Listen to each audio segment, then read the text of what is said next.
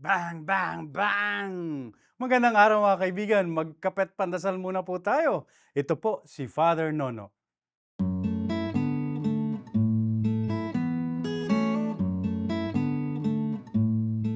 Yan po ang nangyayari ngayon sa ating mga lansangan, barilan, bugbugan, murahan sa tinatawag na road rage.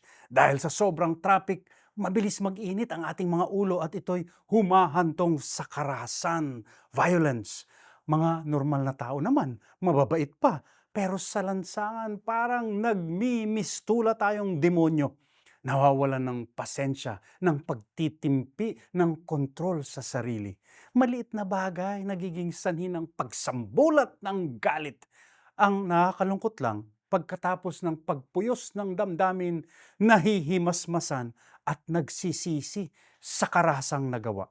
Pero nasa huli lagi ang pagsisisi. Hindi lang naman po yan sa kalsada nangyayari sa ibang larangan ng ating buhay. Sumasambulat din, sumasabog ang ating mga emosyon. Nakukulangan tayo ng pagtitimpi sa loob ng pamilya, halimbawa sa eskwela kung saan nauuso ang bullying, sa mga opisina o trabaho. Hindi natin nakokontrol ang sarili natin. Hindi tayo nakapagtitimpi. Ang sabi po niya ng mga eksperto, trigger lang ang mga insidente sa kalsada o tahanan. Ang tunay na isyu ay hindi mo hawak ang iyong sarili, ang iyong mga emosyon. Ang hamon daw sa ating pagtanda, mapanghawakan ang sarili, matutong magtimpi, mungkahin nila, pag-aralan ng sarili, ang ating ugali, yung mga ikinagagalit natin.